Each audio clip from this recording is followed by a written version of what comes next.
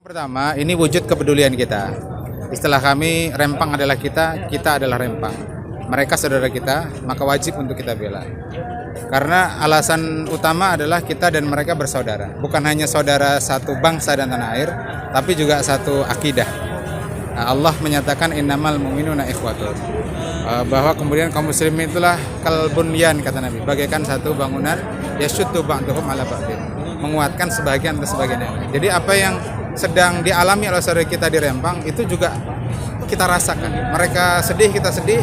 Mereka terintimidasi, kita juga merasakan hal yang sama. Ini yang pertama, ini penting kami sampaikan.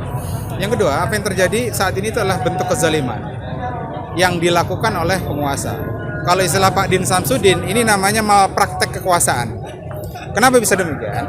Karena warga Rempang itu yang ada 16 suku adat yang disebut Kampung Tua itu. Kenapa disebut Kampung Tua? Karena mereka di sana sudah lama. Ada bahkan sebelum Indonesia merdeka. Jadi kalau menurut satu catatan, mereka sudah ada di sana sejak tahun 1834. Menurut versi lain di kitab Tuhfatun Nafis itu bahkan disebutkan sejak tahun 1720 Masehi. Pada masa Kesultanan Islam. Mereka bahkan ikut berjuang mengusir Belanda kala itu. Sempat 2 kali terjadi peperangan.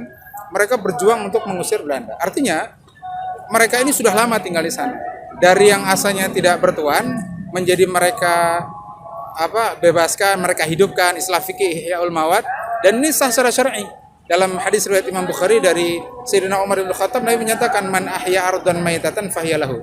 Siapa yang menghidupkan tanah mati, tanah tidak bertuan, maka dia berhak untuk memilikinya. Nanti negara boleh mengambil kalau tanah itu ditelantarkan selama 3 tahun lamanya. Artinya secara syar'i mereka pemilik sah atas Pulau Rempang itu. Nah, adalah sekarang mereka tidak punya sertifikat, itu mestinya negara sebagai pemberi riayah, pengayom, pelindung rakyat menyediakan sertifikat itu. Dan itu juga diantara janji Presiden Jokowi bahwa rakyatnya yang belum punya sertifikat, padahal mereka tinggal di situ sudah lama, akan diberikan sertifikat. Nah, kenyataannya alih-alih diberikan sertifikat, justru karena alasan tidak memiliki sertifikat, dianggap tidak menjadi pemilik sah, mereka hendak digusur menggunakan istilah-istilah yang tidak layak seperti di bulldozer segala macam.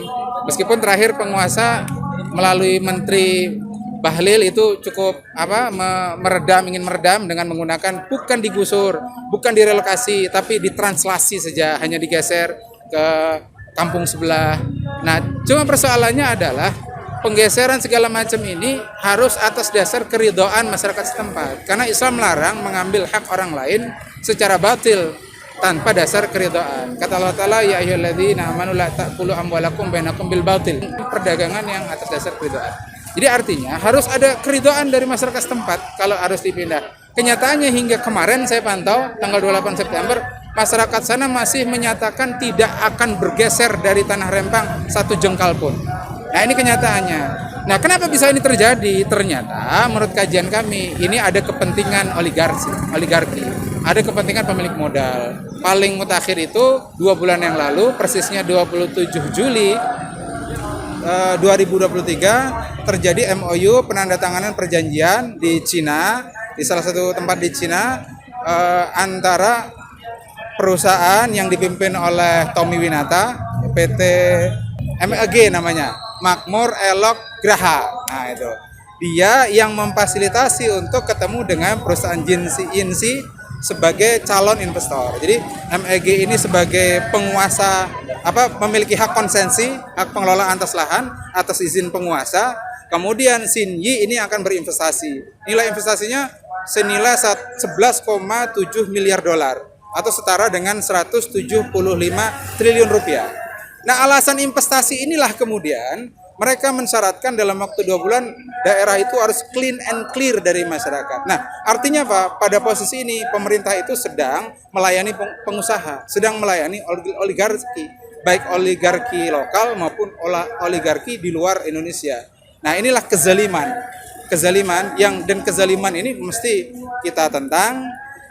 Tadi beliau sudah menyatakan bahwa wahai penguasa jangan berbuat zalim, karena kezaliman itu akan menjadi kegelapan nanti di yaumil qiyamah. Ya, innaz zulumat zulumatun fi yaumil qiyamah.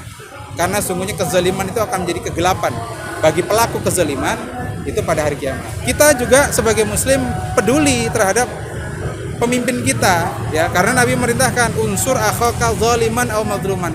Tolong saudaramu itu apakah dia berbuat zalim ataukah dia dizalimi. Sahabat bertanya, Rasulullah, kalau saudara kami dizalimi kami bisa bantu.